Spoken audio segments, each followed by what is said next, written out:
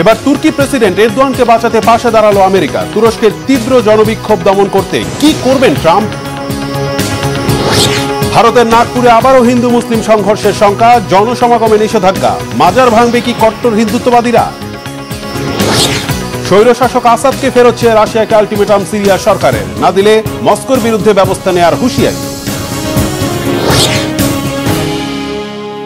আসসালামু আলাইকুম, দেখছিলেন Bangla vision world news headline. ইসরায়েলের পর এবার কি তাহলে তুরস্কের প্রেসিডেন্ট রিসেপ তাইয়েপ এরদোয়ানের ক্ষমতা টিকিয়ে রাখতে সহায়তা করছে আমেরিকা? এমন প্রশ্ন উঠেছে সম্প্রতি তুর্কি প্রেসিডেন্ট এরদোয়ান ও মার্কিন প্রেসিডেন্ট ডোনাল্ড ট্রাম্পের মধ্যে ফোন আলাপের ঘটনা ফাঁস হওয়ার পর। গেল 18 মার্চ তাদের মধ্যে কথা হয়, তবে সেই ফোন আলাপের খবর যথেষ্ট গুরুত্ব পায়নি বিশ্বের প্রভাবশালী গণমাধ্যমগুলোতে। জানা গেছে সেই আলোচনায় তুরস্কে চলমান সরকার বিরোধী তীব্র বিক্ষোভ দমনে সহায়তা করতে প্রেসিডেন্ট এরদোয়ানকে আশ্বাস দিয়েছেন মার্কিন প্রেসিডেন্ট। বিস্তারিত মীর ফজলে রাব্বির ডেস্ক রিপোর্টে। dimdik ayakta olacağımı bütün milletim bilsin. O kişiye ve onun bütün bu süreci Erdogan বিরোধী নেতা ও ইস্তাম্বুলের মেয়র একরাম ইমামোগলুকে গ্রেফতারের প্রতিবাদে এখন উত্তাল গোটা তুরস্ক। রাজধানী আঙ্কারা, ইস্তাম্বুল সহ তুরস্কের ছোট বড় বিভিন্ন শহরে তার মুক্তির দাবিতে ও এরদোয়ানের স্বেচ্ছাচারিতার বিরুদ্ধে নেমে আসছে জনতার স্রোত। এর মাঝে ইমামোগলুকে দাপ্তরিকভাবে গ্রেপ্তার দেখিয়ে কারাগারে পাঠানো হয়েছে, যা আরও উস্কে দিচ্ছে বিক্ষোভকারীদের। তবে চৌকস এরদোয়ান হয়তো জনতার এই জোয়ার দেখেও খুব একটা বিচলিত হচ্ছেন না, কেননা তিনি পাশে পেয়েছেন বিশ্বের ক্ষমতাধর মার্কিন প্রেসিডেন্ট ডোনাল্ড ট্রাম্পকে। সম্প্রতি তিনটি আলোচিত ফোন আলাপের ঘটনা ঘটেছে, যার মধ্যে সবচেয়ে আলোচিত ছিল রাশিয়ার প্রেসিডেন্ট ভ্লাদিমির পুতিনের সঙ্গে মার্কিন প্রেসিডেন্ট ডোনাল্ড ট্রাম্পের ঐতিহাসিক ফোন আলাপ। এরপরই ইউক্রেনীয় প্রেসিডেন্ট ভলোদিমির জেলেনস্কি এবং তুর্কি প্রেসিডেন্ট রিসেপ তাইয়েপ এরদোয়ানের সঙ্গেও ফোন আলাপ হয় ট্রাম্পের। এরদোয়ান ট্রাম্পের সেই ফোন আলাপে তুরস্ক ও যুক্তরাষ্ট্রের মধ্যে কূটনৈতিক সম্পর্ক এবং সিরিয়াকে ঘিরে আঞ্চলিক বিষয়গুলো গুরুত্ব পায়। তবে গত 18 মার্চ হওয়া সেই ফোন আলাপ বিশ্বের প্রভাবশালী গণমাধ্যমগুলোতে যথেষ্ট গুরুত্ব পায়নি। বিভিন্ন গণমাধ্যমে ফোন আলাপের বিষয়ে সংবাদ প্রকাশ হলেও আড়ালেই থেকে যায় তুরস্কের অভ্যন্তরীণ ইস্যু। তুরস্কে এরদোয়ান বিরোধী আন্দোলনে যুক্তরাষ্ট্রের অবস্থান কি এবং এই ইস্যুতে দুই নেতার কোনো কথা হয়েছে কিনা সে বিষয়ে কোনো তথ্যই প্রকাশ করা হয়নি। এমনকি যুক্তরাষ্ট্রের মধ্যপ্রাচ্য বিষয়ক বিশেষ দূত স্টিভ উইটকফ এক পডকাস্টে স্বীকার করেন এরদোয়ান ট্রাম্পের ফোন আলাপ গণমাধ্যমগুলো এড়িয়ে গেছে। তবে সেই সাথে তিনি এও ইঙ্গিত দেন সামনে এ বিষয়ে বিস্তারিত তথ্য পাওয়া যাবে। I think you'll see that in the reporting in the coming days. এবার উইটকফের দেওয়া সেই ইঙ্গিতই সত্য প্রমাণিত হলো। সম্প্রতি আন্তর্জাতিক বিভিন্ন গণমাধ্যমে উঠে আসলো সেই ফোন আলাপে কিভাবে এরদোয়ানকে আশ্বস্ত করেছিলেন ট্রাম্প। তুর্কি টুডের প্রতিবেদন মতে কথোপকথনের সময় ট্রাম্প তুরস্কে সদ্য নিযুক্ত মার্কিন রাষ্ট্রদূত টম ব্যারাককে তুর্কি প্রেসিডেন্ট এরদোয়ানের হাতে তুলে দিয়েছেন। ট্রাম্প এরদোয়ানকে বলেছেন, আমাদের রাষ্ট্রদূত শিগগিরই তার দায়িত্ব পালন শুরু করবেন এবং তিনি আপনার সেবায় নিয়োজিত আছেন। আপনি তার সাথে সরাসরি কথা বলতে পারেন, আর এখানে কোনো মধ্যস্থতার প্রয়োজন নেই। এছাড়া আঞ্চলিক নিরাপত্তা ও সিরিয়ার অস্থিতিশীল পরিস্থিতি নিয়ন্ত্রণে তুরস্কের ভূমিকার প্রতিও আস্থা প্রকাশ করেছেন ট্রাম্প। গুরুত্বপূর্ণ আঞ্চলিক বিষয়গুলোতে আঙ্কারার নেতৃত্বের ওপর যুক্তরাষ্ট্রের আস্থা রয়েছে জানিয়ে ট্রাম্প বলেছেন, মধ্যপ্রাচ্য ও সিরিয়ায় তুরস্কের ভূমিকায় আমরা বিশ্বাস রাখি। সিরিয়া এখন তুরস্কের হাতে ন্যস্ত। এরদোয়ানও এ সময় আশাবাদ ব্যক্ত করেন যে যুক্তরাষ্ট্র ও তুরস্কের মধ্যে ভবিষ্যৎ সহযোগিতা আরও সুদৃঢ় এবং ফলপ্রসূ হবে। শুধু ট্রাম্প নয়, মার্কিন ধনকুবের এলন মাস্কের সাথেও উষ্ণ সম্পর্ক রয়েছে এরদোয়ানের। আন্দোলনের মুখে পড়া এরদোয়ানকে রক্ষায় রীতিমতো উঠে পড়ে লেগেছেন মাস্ক। গণমাধ্যমের প্রতিবেদন বলছে, মাস্কের মালিকানাধীন সামাজিক মাধ্যম এক্স থেকে তুরস্কের সরকার বিরোধী আন্দোলনে জড়িতদের অ্যাকাউন্ট সাসপেন্ড করে দেওয়া হচ্ছে। প্রথম মেয়াদে ক্ষমতায় আসার পরপরই তুরস্কের সাথে সম্পর্ক জোরদারে গুরুত্ব দেন ট্রাম্প। মধ্যপ্রাচ্য সহ বিভিন্ন ইস্যুতে এরদোয়ানকেই বিশ্বস্ত বন্ধু হিসেবে বিবেচনা করেন ট্রাম্প। মিত্র যুক্তরাষ্ট্রের সাহায্য নিয়ে এরদোয়ান এই গণবিক্ষোভ কতটুকু সামাল দিতে পারেন সেটিই এখন দেখার বিষয়। মীর ফজলে রাব্বি, বাংলা ভিশন। ভারতের নাগপুরে আবারও হিন্দু মুসলিম সংঘর্ষের আশঙ্কা দেখা দিয়েছে। পাশাপাশি মুঘল সম্রাট আওরঙ্গজেবের মাজার গুড়িয়ে দেওয়ার হুমকিও দিয়েছে কট্টর হিন্দুত্ববাদীরা। এসবের জেরে ভারতের মহারাষ্ট্রের ছত্রপতি সম্ভাজিনগর শহরে জনসমাগমে 2 সপ্তাহের নিষেধাজ্ঞা জারি করেছে স্থানীয় প্রশাসন। স্থানীয় পুলিশ কমিশনার পারভিন পাওয়ার জানিয়েছেন 25 মার্চ থেকে 8 এপ্রিল পর্যন্ত 5 জনের বেশি লোক সমাগম, অনুমতি ছাড়া মিছিল, মিটিং, মাইক ব্যবহার আর অস্ত্র বহনের নিষেধাজ্ঞা বলবৎ থাকবে। ঈদ উল ফিতর ছাড়াও ছত্রপতি সম্ভাজি মহারাজের মৃত্যুবার্ষিকী, ঝুলেলাল জয়ন্তী, রাম নবমী থাকায় সংঘর্ষের আশঙ্কা এড়াতে এই পদক্ষেপ নেওয়া হলো। নিষেধাজ্ঞার পরও কট্টর হিন্দুত্ববাদী একাধিক সংগঠন আওরঙ্গজেবের মাজার উচ্ছেদের দাবিতে অনড় থাকায় হিন্দু মুসলিম সংঘর্ষের আশঙ্কা এখনও দূর হয়নি। গত 17 মার্চ মাজার ঘিরে অবস্থান নেওয়া মুসলিমদের সাথে কট্টর হিন্দুত্ববাদী সংগঠন বজরং দল ও বিশ্ব হিন্দু পরিষদের নেতাকর্মীদের সংঘর্ষ হলে 22 মার্চ অন্তত 92 জনকে আটকের কথা জানায় রাজ্য সরকার। এদিকে ওই হামলার ঘটনায় গুজব ছড়ানোয় অভিযুক্ত ফাহিম খানের বাসা বুলডোজার দিয়ে গুড়িয়ে দিয়েছে স্থানীয় প্রশাসন। গত 19 মার্চ সাইবার আইনে তাকে গ্রেফতার করেছে আইনশৃঙ্খলা বাহিনী। পলাতক স্বৈরশাসক বাশার আল আসাদকে ফেরত চেয়ে রাশিয়াকে আলটিমেটাম দিয়েছে সিরিয়ার ক্ষমতাসীন অন্তর্বর্তী সরকার। আসাদকে বিচারে মুখোমুখি দাঁড় করাতে তাকে ফেরত চাওয়া হয়েছে। আসাদকে ফেরত না দিলে সিরিয়ায় থাকা রাশিয়ার সামরিক ঘাঁটিগুলো ঝুঁকিতে পড়তে পারে বলে রুশ প্রেসিডেন্ট ভ্লাদিমির পুতিনকে সতর্ক করেছেন দেশটির অন্তর্বর্তী সরকারের প্রেসিডেন্ট আহমেদ আল শারা। ডিসেম্বরে বিদ্রোহীদের কাছে উৎখাত হওয়ার পরপরই পালিয়ে রাশিয়ায় আশ্রয় নেন বাশার আল আসাদ। হিজল জুবাইরের ডেস্ক রিপোর্টে বিস্তারিত। পলাতক স্বৈরশাসক বাশার আল আসাদকে বিচারের কাঠগড়ায় দাঁড় করাতে মরিয়া হয়ে উঠেছে সিরিয়ার নতুন সরকার। সেই লক্ষ্যে এবারে আনুষ্ঠানিকভাবে রাশিয়ার কাছ থেকে আসাদকে ফেরত চেয়ে আলটিমেটাম দিয়েছেন দেশটির অন্তর্বর্তী সরকারের প্রেসিডেন্ট আহমেদ আল শারা।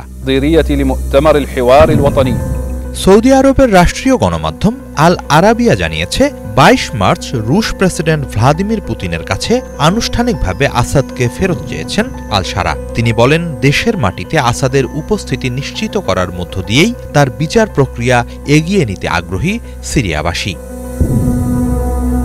গত বছরের 8 ডিসেম্বর বিদ্রোহীদের সামরিক অভিযানে পতন হয় সিরিয়ার দীর্ঘদিনের স্বৈরশাসক বাশার আল আসাদের। তার শাসনামলে 14 বছর ব্যাপী চলা গৃহযুদ্ধে 6 লাখেরও বেশি মানুষের মৃত্যু হয়। এসব মৃত্যুর জন্য অভিযুক্ত আসাদকে বিচারের মুখোমুখি দাঁড় করাতে চায় সিরিয়া। তবে উৎখাত হওয়ার পরপরই বিদ্রোহীদের চোখে ধুলো দিয়ে বিমান যোগে রাশিয়ায় পালিয়ে যান আসাদ। বর্তমানে তিনি সেখানেই অবস্থান করছেন। এ প্রেক্ষাপটে আসাদকে হস্তান্তরের আহ্বান জানাচ্ছে সিরিয়ার নতুন সরকার। পুতিনকে উদ্দেশ্য করে অন্তর্বর্তী সরকারের প্রেসিডেন্ট বলেছেন, আসাদকে ফেরত দেওয়ার বিনিময়ে সিরিয়ায় রাশিয়ার স্বার্থ রক্ষিত হবে, অন্যথায় সেগুলো ঝুঁকির মুখে পড়বে বলে আলটিমেটাম দেন তিনি। আল শারা বলেন, সিরিয়ায় যেসব রুশ বিমান ও নৌঘাঁটি আছে, আসাদকে প্রত্যর্পণ করলে রাশিয়াকে সেগুলো তত্ত্বাবধানের সুযোগ দেয়া হবে, না হলে এগুলোর নিয়ন্ত্রণ বা নিরাপত্তাজনিত ঝুঁকির আশঙ্কা আছে। দীর্ঘদিনের মিত্র বাশার আল আসাদের পতন ও বিদ্রোহীরা ক্ষমতায় বসায় সিরিয়ার তার্তাস ও খামামেমে নিজ সামরিক ঘাঁটির নিয়ন্ত্রণ হারিয়েছে রাশিয়া। সেই নিয়ন্ত্রণ পুনঃপ্রতিষ্ঠার চেষ্টা চালাচ্ছে তারা। ভূমধ্যসাগরীয় অঞ্চলে প্রভাব ধরে রাখা, রসদ সরবরাহ ও লজিস্টিক সাপোর্টের ক্ষেত্রে খুবই গুরুত্বপূর্ণ তার্তাসের এই রুশ নৌঘাঁটি।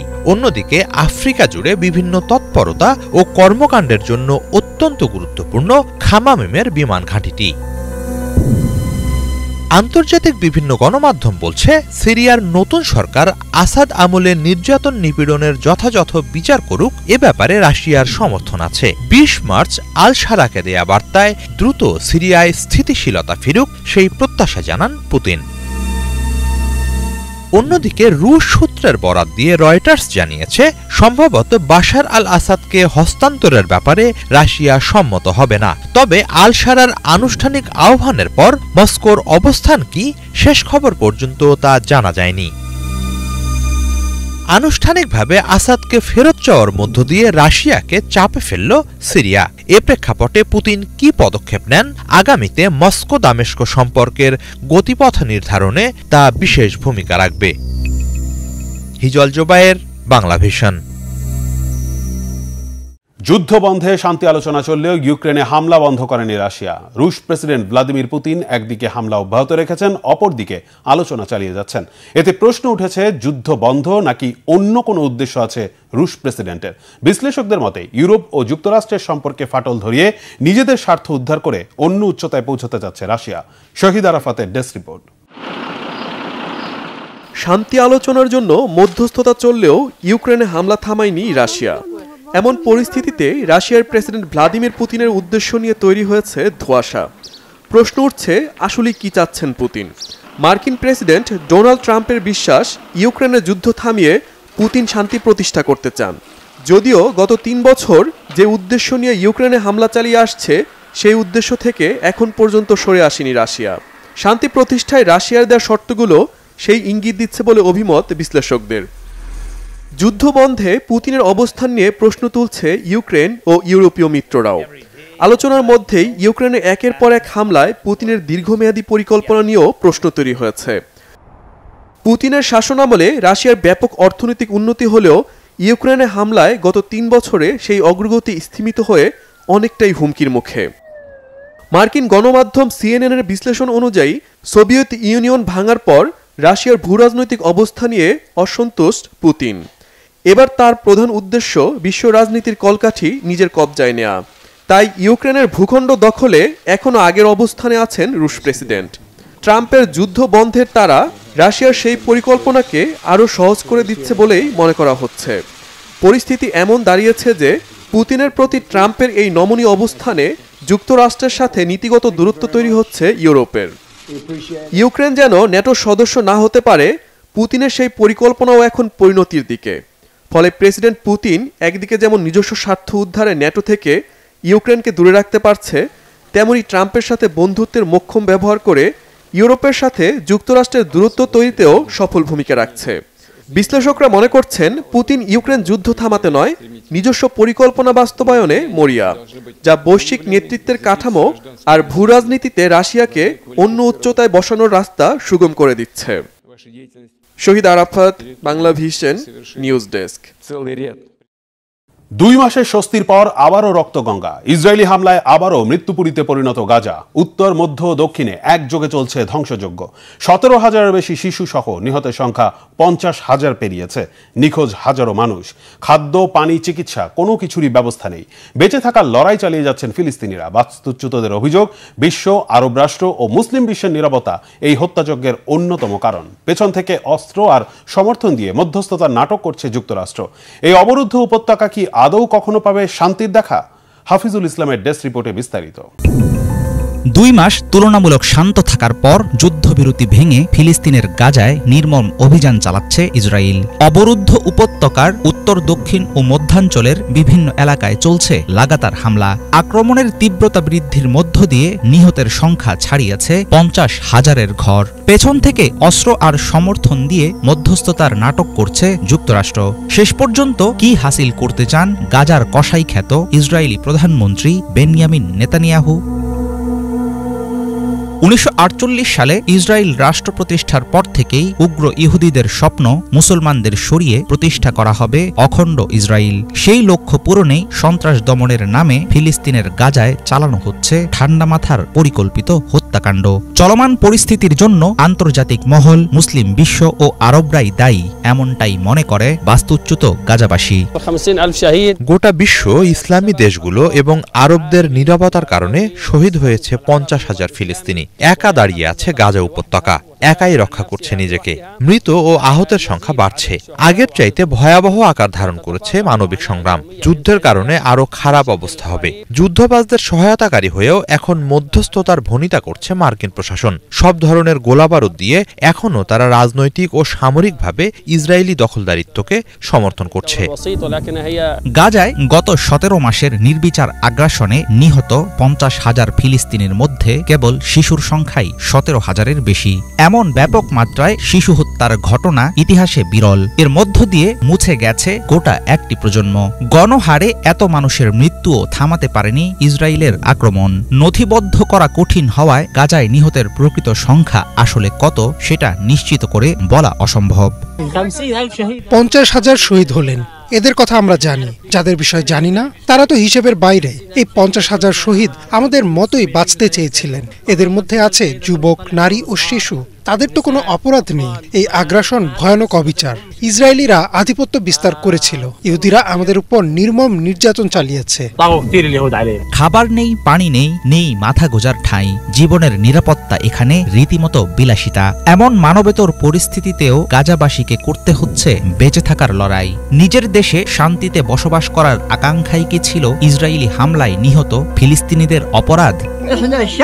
আমরা জনগণ তো দোষী নই। আমরা কি অপরাধ করেছি যে 50 থেকে 60,000 মানুষকে শহীদ করা হয়েছে, 10,000 নিখোঁজ, আরো 50,000 আহত? আমরা কি করেছি? অনেক সংগ্রাম করছি আমরা। এবার একটু বিশ্রাম চাই, নিজেদের দেশে থাকতে চাই, একটু স্বস্তি চাই। অথচ পান করার জন্য 1 গ্যালন পানির পিছনেও দৌড়াইতে হয়। গ্যাস না থাকায় খাবারের বন্দোবস্ত করার জন্য ছুটতে হয় কাঠের লাকড়ি সংগ্রহে। গাজায় ইসরায়েলের সর্বশেষ আগ্রাসন শুরু হয় 2023 সালের 7 অক্টোবর। এই সময়কালে 2 দফায় ছিল সাময়িক যুদ্ধবিরতি। নিজের ক্ষমতা ধরে রাখতে চলমান যুদ্ধ বন্ধে নারাজ ইসরায়েলি প্রধানমন্ত্রী বেনিয়ামিন নেতানিয়াহু। সাম্প্রতিক যুদ্ধবিরতি ভঙ্গের ফলে আবারও অনিশ্চয়তার মুখে পড়েছে গোটা পরিস্থিতি। হাফিজুল ইসলাম, বাংলা ভিশন। মাহে রমজান শুধুমাত্র একটি নির্দিষ্ট সময়ে পানাহার থেকে বিরত থাকার মাস নয়, একই সাথে এটি সংস্কৃতি, ঐতিহ্য ও ভ্রাতৃত্বের অনন্য এক দৃষ্টান্ত। পবিত্র এই মাসকে কেন্দ্র করে বিশ্বের দেশে দেশে গড়ে উঠেছে বৈচিত্র্যময় আয়োজন। কোথাও সাহরির আগে কামান দাগানো, কোথাও ইফতারে ঐতিহ্যবাহী খাবারের সমারোহ, আর কোথাও রাতভর মসজিদে ইবাদতে মশগুল থাকার অপূর্ব দৃশ্য। প্রতিটি অঞ্চলের রমজান পালন আলাদা আলাদা গল্প বলে। এ নিয়ে ধারাবাহিক আয়োজন দেশে দেশে রমজান। এবারের পর্বে ইরাক নিয়ে বিস্তারিত জানাচ্ছেন হাফিজুল ইসলাম। ফোরাত নদীর তীরবর্তী মধ্যপ্রাচ্যের তেল সমৃদ্ধ মুসলিম দেশ ইরাক আব্বাসীয় খেলাফতের সময় প্রতিষ্ঠিত যুদ্ধবিধ্বস্ত দেশটি পার করছে কঠিন সময়। এর মাঝেও বিশ্বের অন্যান্য দেশের মতো পবিত্র মাহে রমজানে ইরাকি মুসলমানরা ধরে রেখেছেন ইসলামী ঐতিহ্য ও নিজস্ব সংস্কৃতির চর্চা। ইবাদত, বন্দিগি আর উৎসবে মুখর থাকে রমজানের ইরাক। ইফতার আয়োজনে থাকে সুন্নতি খেজুর। গরু, মহিষ কিংবা ছাগলের দুধ পান করে রোজা ভাঙেন এখানকার মুসলমানরা। সাথে খাওয়া হয় টক দই দিয়ে তৈরি করা পানীয় সিনেনা। মসুর ডালের স্যুপ, শরবাত, আদাসও ইরাকিদের বেশ পছন্দ। মুখরোচক খাবার দাবারের জন্য দুনিয়া জুড়ে আছে ইরাকিদের সুনাম। দস্তরখানে থাকে সিদ্ধ চালের ভাত, ভেড়া অথবা মুরগির মাংস। মিষ্টান্ন হিসাবে থাকে মাহাল্লাবি বা দুধের তৈরি পুডিং। কখনো দেখা মেলে কুব্বা বুরঘুল, কুব্বা হালেব, হালাওয়াত শারিয়া নামের ঐতিহ্যবাহী সব আইটেম। সেহরিতে ইরাকিদের পছন্দ অল্প খাবার। টেবিলে থাকে মাখন মাখানো রুটি আর তাজা শশা। রমজানে স্থানীয় বাসিন্দারা খান নানা পদের শরবত। প্রতিবেশীদের ঘরে ঘরে ইফতার সামগ্রী পাঠানো এই অঞ্চলের অন্যতম ঐতিহ্য।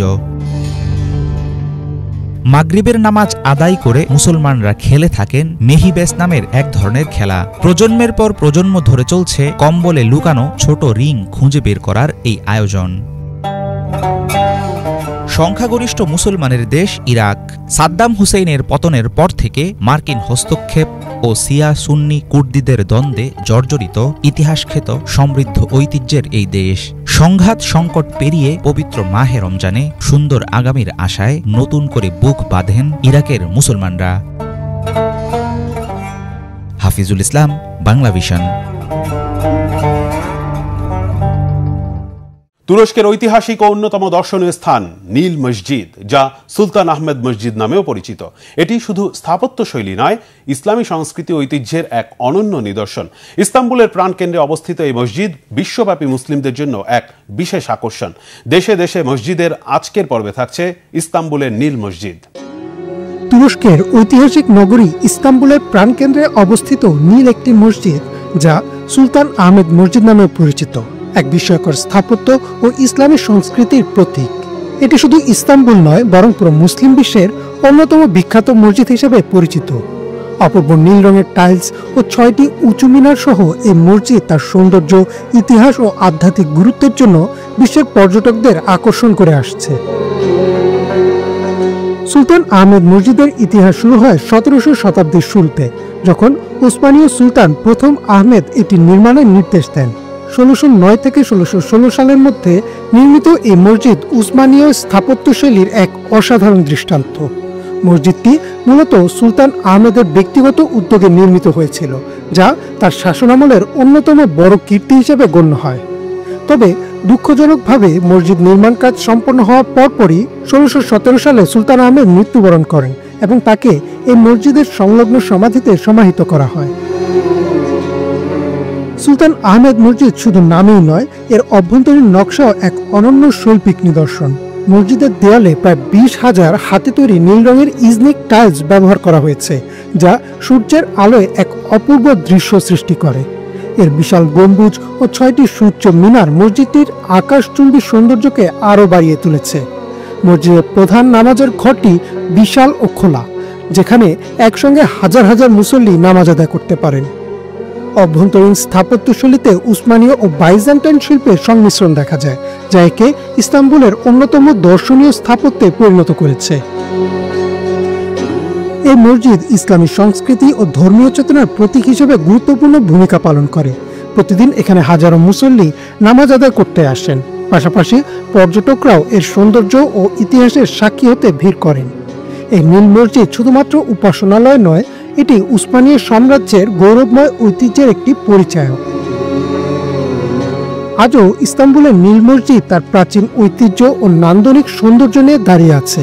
এটি ইসলামী স্থাপত্যের এক উজ্জ্বল নিদর্শন এবং বিশ্বের অন্যতম সুন্দর মসজিদ হিসেবে সমাদৃত। ইতিহাস, সংস্কৃতি ও ধর্মের অপূর্ব সমন্বয় এই মসজিদকে শুধু তুরস্কে নয়, বরং সমগ্র বিশ্বের একটি মূল্যবান ঐতিহ্যবাহী স্থাপত্যে পরিণত করেছে। ইমরান মাহমুদ, বাংলা ভিশন। এই ছিল আজকের মতো।